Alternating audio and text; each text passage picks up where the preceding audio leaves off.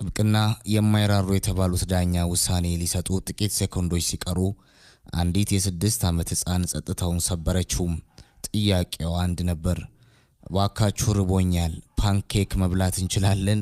ይህች ትንሽ የሕፃን ልጅ ጥያቄ የአንድን እናት ሕይወት ብቻ ሳይሆን የዳኛውን ልብና የፍትህ ስርዓቱንም ለዘላለም ቀይራለች።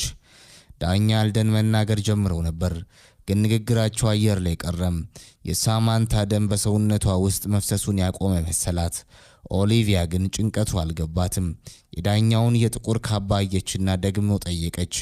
በጣም ርቦኛል እማዬ፣ ሆዴ ጉርጉር እያለ ነው። ሳማንታ በአፍረት ተሸማቀቀች።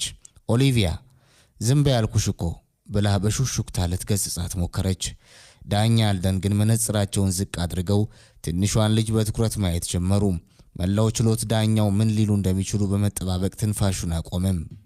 ዳኛው ለረጅም ሴኮንዶች ዝም አሉ። ከዚያም በሚገርም ሁኔታ ፊታቸው ላይ የነበረው የብረት ጥንካሬ ቀስ እያለ መላላት ጀመረም። ፓንኬክ ነው ያልሽው? አሉ። ድምጻቸው ከጥቂት ደቂቃዎች በፊት ከነበረው ቁጣ ርቆ አሁን የግርምት ስሜት ይታይበታል።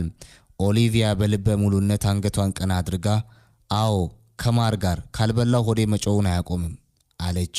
ዳኛው ለጥቂት ጊዜ አሰቡና እንደዚህ አሉ። እኔም ርቦኝ መሰለኝ። እስካሁን ማንም ሰው በችሎቴ ውስጥ ፓንኬክ ጠይቆኝ አያውቅም። በችሎቱ ውስጥ የነበሩ ሰዎች መሳቅ ጀመሩ። ሳማንታ ግን ግራ ተጋብታለች። ዳኛ አልደን መዶሻቸውን አንስተው ጠረጴዛውን መቱት። ችሎቱ ለ15 ደቂቃ ይቋረጣል።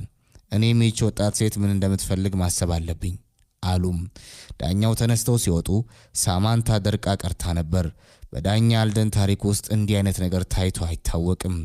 ዳኛው ችሎቱን አቋርጠው ወደ ቢሮአቸው ሲገቡ አዳራሹ በወሬ ተናወጠም። ሳማንታ ባለችበት ቆማለች። እግሮቿ ከመሬቱ ጋር የተጣበቁ ይመስላሉ። ምን ሊፈጠር ነው? ልጄን ስለረበሸች ቀጣት ይሆን የሚሉ የጭንቀት ሐሳቦች በአእምሮዋ ይተላለፋሉ። ኦሊቪያ ግን እናቷን ቀና ብላ አየቻት። እማዬ ለምን ደነገጥሽ?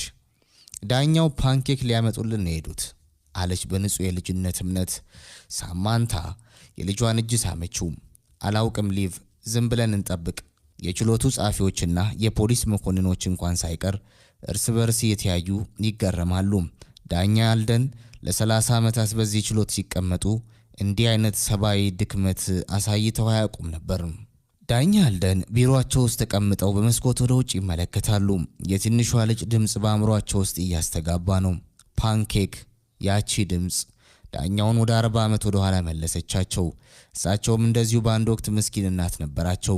እናታቸው ለእርሳቸው ቁርስ ለማቅረብ ስንት ሌሊት እንደለፋች፣ ስንት ጊዜ እንደተራቡ አስታወሱ።